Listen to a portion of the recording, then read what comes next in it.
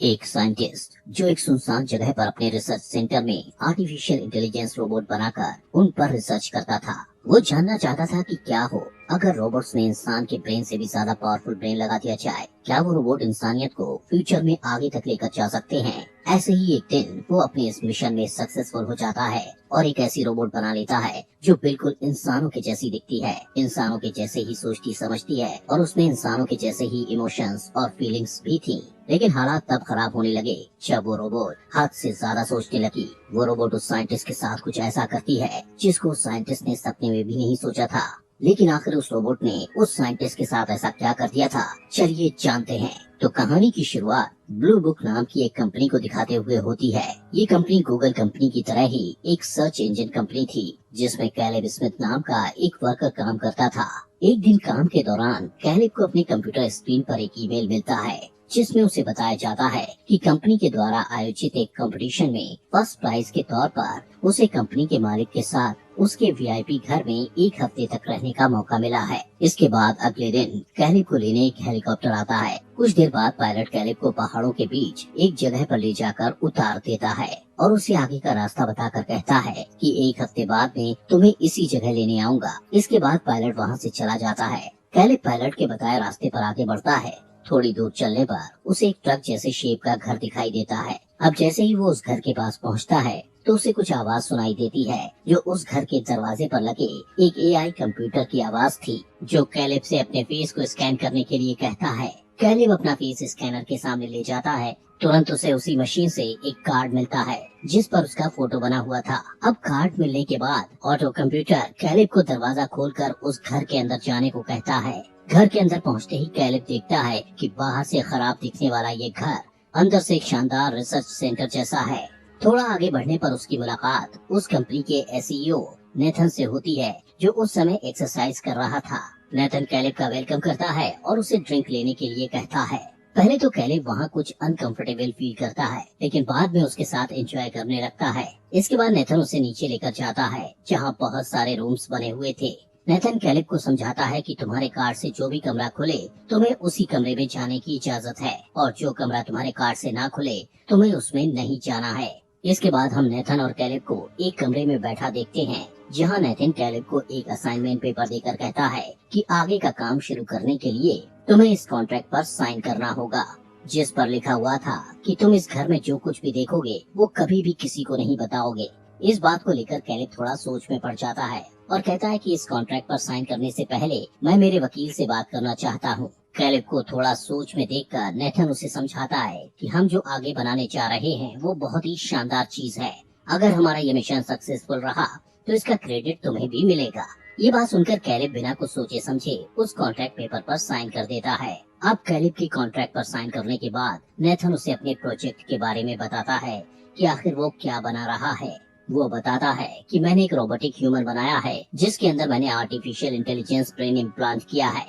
Nathan Caleb को कहता है कि मैं उस रोबोट को चेक करना चाहता हूँ। वो कहता है कि मुझे इस चेकिंग के काम में तुम्हारी मदद चाहिए। तुम्हें हर रोज उस रोबोट से बात करके उसका टेस्ट लेना होगा और टेस्ट लेते समय अगर तुम्हें कभी भी ये लगे कि तुम किसी इंसान से नहीं बल्कि रोबोट से बात कर रहे हो तो इस टेस्ट को फेल माना जाएगा। अब इस टेस्ट के लिए कैलेब तैयार हो जाता है। अगले दिन उनका ये टेस्ट शुरू हो जाता है जिसके लिए नेथन कैलेब को एक शीशे से बने कमरे में भेजता है जहां उसे अपने सामने एक लेडी रोबोट दिखाई देती है जिसका चेहरा बिल्कुल इंसानों के जैसा था लेकिन उसकी पूरी बॉडी रोबोटिक थी। कैलेब उस रोबोट से बात करना शुरू करता है जहां वो लेडी रोबोट उससे कहती है कि मेरा नाम ईवा है और ऐसे ही वो दोनों काफी समय तक बात करते रहते हैं। दूसरी साइड उनकी इस बातचीत को नेथन कैमरे के जरिए बाहर बैठा देख और सुन रहा था और साथ ही उनकी इस बातचीत पर नोट्स भी बना रहा था।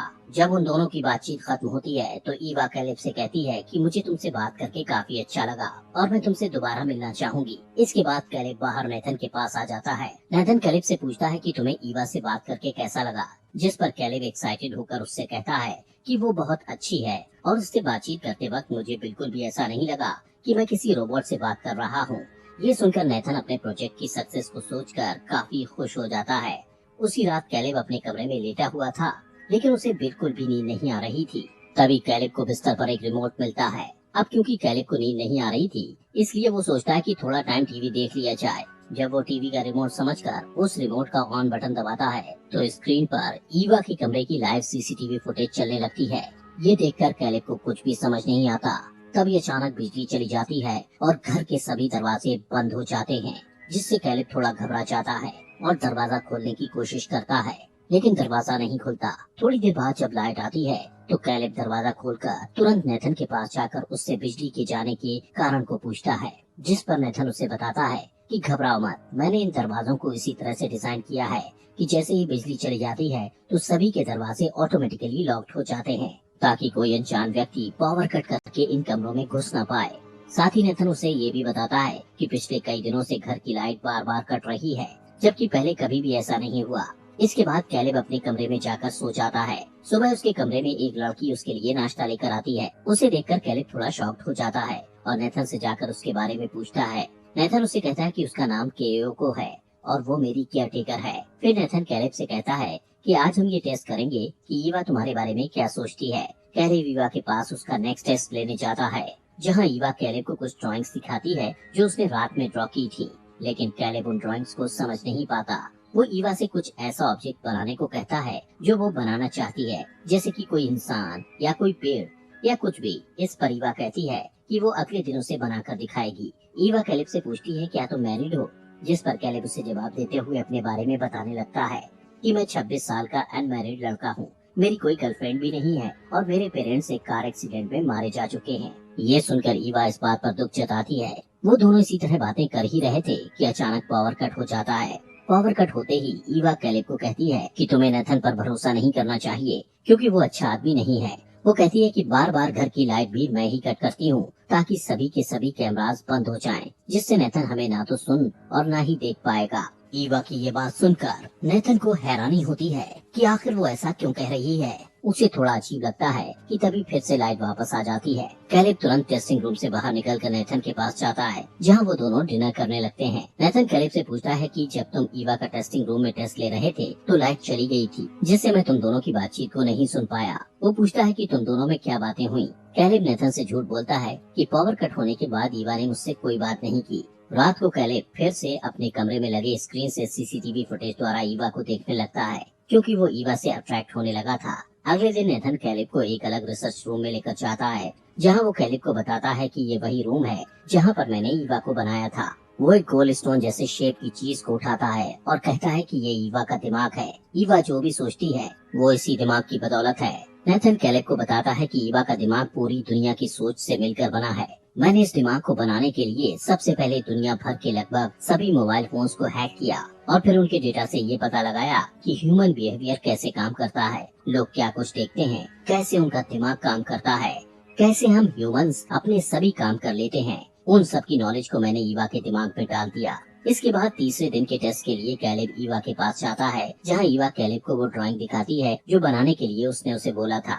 वो कहती है कि मैं तुम्हारे साथ डेट पर जाना चाहती हूँ। थोड़ी देर बाद ईवा कैलेब से कहती है कि अपनी आंखें बंद करो, मुझे तुम्हें कुछ दिखाना है। कैलेब आंखें बंद कर लेता है। तभी ईवा अंदर जाकर बिल्कुल इंसानों के जैसे कपड़े पहनकर कैलेब के सामने आती है, जिसे देखकर कैलेब ईवा के प्रति और भी ज्यादा अट्रैक्ट हो जाता है। इसके बाद ईवा कैलेब से पूछती है क्या तुम मुझे पसंद करते हो, जिस पर कैलेब कहता है कि नहीं, लेकिन ईवा उससे कहती है कि तुम झूठ बोल रहे हो, क्योंकि मैं तुम्हारे फेस एक्सप्रेशंस को रीड कर सकती हूँ। इसके बाद कैलेब नेथन के पास जाकर उसे बताता है कि ईवा लोगों के इमोशंस समझ सकती है और सच और झूठ को पकड़ सकती है। इसके साथ ही वो लोगों से फ्लर्ट भी कर सकती है। नेथन उसे कहता है कि मैंने तो सिर्फ ईवा को सोचने समझने के लिए ही बनाया था, लेकिन बाकी की चीजें वो धीरे धीरे खुद ब खुद सीख रही है। कैलेब पूछता है कि तुमने ईवा को लड़की ही क्यों बनाया, जिसके जवाब में नेथन बताता है कि वो इंटीमेट भी हो सकती है और इंटीमेट होते टाइम उसे भी प्लेजर फील होगा। वो कैलेब से कहता है कि तुम्हें उसको फंसाकर उसके साथ फिजिकल होना पड़ेगा।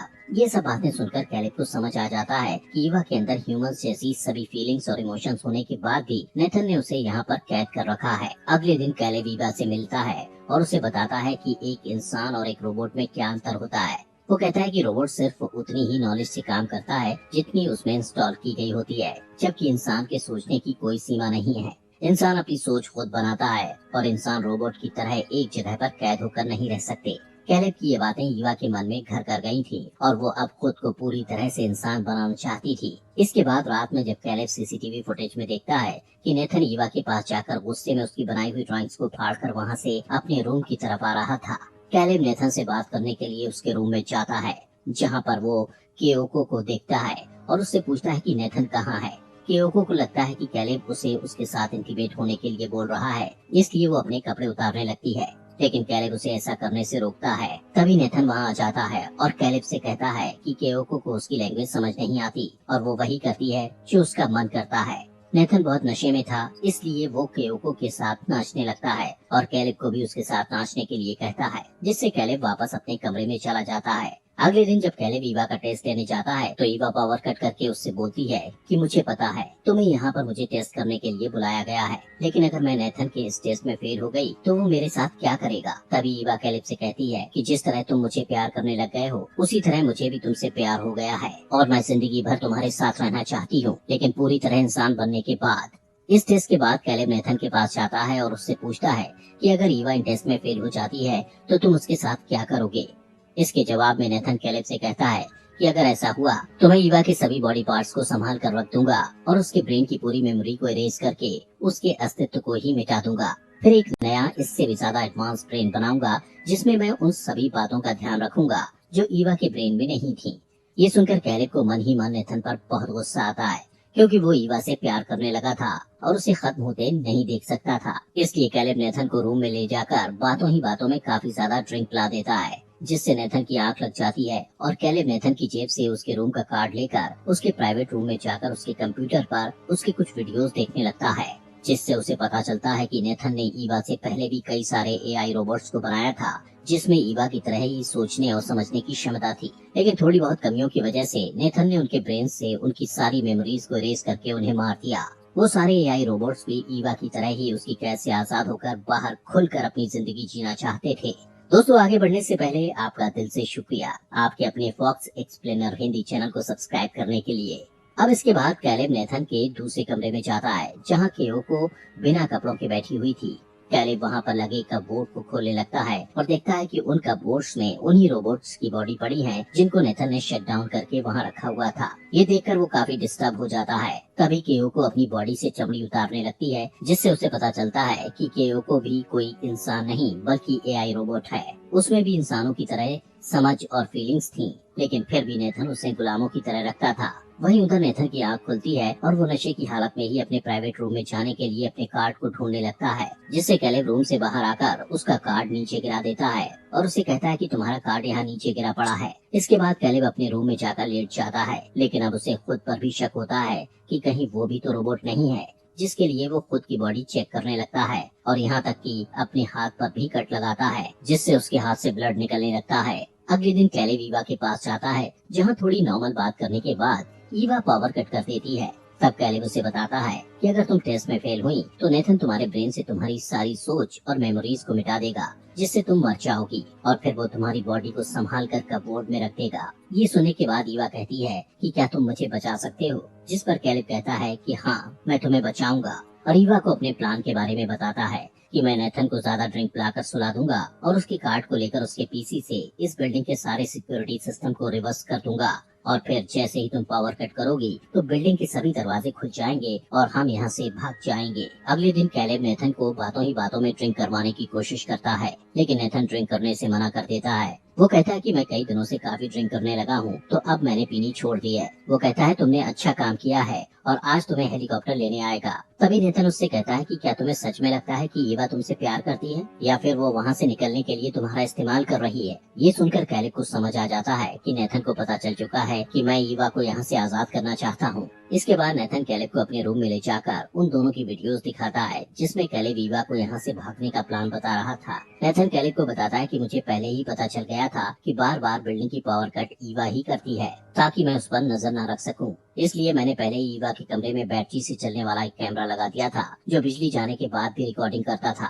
नेथन कहता है कि मैं स्टार्टिंग से ही पावर कट होने के बाद की तुम दोनों की बातचीत को देख और सुन रहा था। नेथन कहता है कि मैंने ईवा को बनाया ही इस तरीके से था जिससे वो खुद को यहाँ से आजाद करने के लिए अपने इमोशन और फीलिंग्स को दूसरे के सामने इस तरह पेश करे ताकि दूसरा इंसान उसकी बातों में आकर उसकी हेल्प करने के लिए कुछ भी करने को तैयार हो जाए। वो कहता है कि ईवा अपने टेस्ट में पास हो चुकी है क्योंकि उसने अपनी सोच समझ, इमोशंस और फीलिंग से तुम्हें उसकी मदद करने के लिए मजबूर कर दिया। तभी ईवा प्लान के मुताबिक पावर कट कर देती है और नेथन कैलेब से कहता है कि देखा, ईवा ने प्लान के मुताबिक बिजली कट कर दी है और तुम अपने इस प्लान में फेल हो गए। जिस पर कैलेब कहता है कि तू इतना खुश मत हो क्योंकि मुझे शुरू से ही पता था कि तू पावर कट होने के बाद भी मेरी और ईवा की बातें किसी न किसी तरह से सुन रहा था। वो कहता है कि इसलिए मैंने कल जब तुम शराब पीकर सोए हुए थे तुम्हारे कार्ड से बिल्डिंग के सारे सिस्टम को रिवर्स कर दिया था। तभी नेथन स्क्रीन पर देखता है कि ईवा अपने कमरे से बाहर निकल चुकी है और गुस्से में वो कैलेब को एक रॉड से मारकर बेहोश करके ईवा के पास जाकर उसे कहता है कि तुम अपने कमरे में वापस जाओ वरना मैं तुम्हें खत्म कर दूंगा। ईवा केयोको के कान में कहती है कि तुम्हें नेथन पर वार करना है और खुद नेथन पर अटैक कर देती है, लेकिन नेथन ईवा से खुद को छुड़ाकर उसके हाथ पर रॉड मारकर उसका हाथ तोड़ देता है। तभी पीछे से केयोको नेथन को चाकू मार देती है जिससे नेथन भी केयोको के फेस पर रॉड मारकर उसे गिरा देता है, लेकिन पीछे से ईवा नेथन पर फिर से चाकू उसके दिल में घोंप देती है जिस पर नेथन को बिलीव नहीं होता कि उसने जिस रोबोट को बनाया उसी ने उसको मार दिया। ईवा नेथन की जेब से उसका कार्ड लेकर वहाँ से उसके कमरे में जाती है जहाँ कैलेब को अब होश आ चुका था। ईवा उससे कहती है कि तुम यहीं रहो और वहाँ से उस रूम में जाती है जहाँ पर कपबोर्ड पड़े थे। ईवा उन्हीं कपबोर्ड में से एक रोबोट की चमड़ी को खुद की चमड़ी से रिप्लेस कर लेती है। इसके बाद वो लड़की के कपड़े पहनकर वहाँ से जाने लगती है। वहीं कैलेब ईवा से कहता है कि तुम मुझे यहाँ पर छोड़कर नहीं जा सकती, लेकिन ईवा उसका दरवाजा परमानेंट लॉक करके वहाँ से चली जाती है। ईवा जब उस बिल्डिंग से बाहर निकलती है तो बाहरी दुनिया को देखकर काफी खुश होती है और सूरज की गर्मी को महसूस करती है। तभी कैलेब को लेने हेलीकॉप्टर वहाँ पर आ जाता है और ईवा उस पायलट को अपनी बातों में पहला फुसलाकर वहाँ से हेलीकॉप्टर में निकल जाती है। वहीं कैलेब उस बिल्डिंग में कैद होकर रह जाता है। कुछ टाइम बाद ईवा शहर में पहुँच जाती है और इसी सस्पेंस के साथ ये मूवी यहीं पर खत्म हो जाती है। दोस्तों, हमारे फॉक्स एक्सप्लेनर हिंदी चैनल को सब्सक्राइब करना मत भूलना।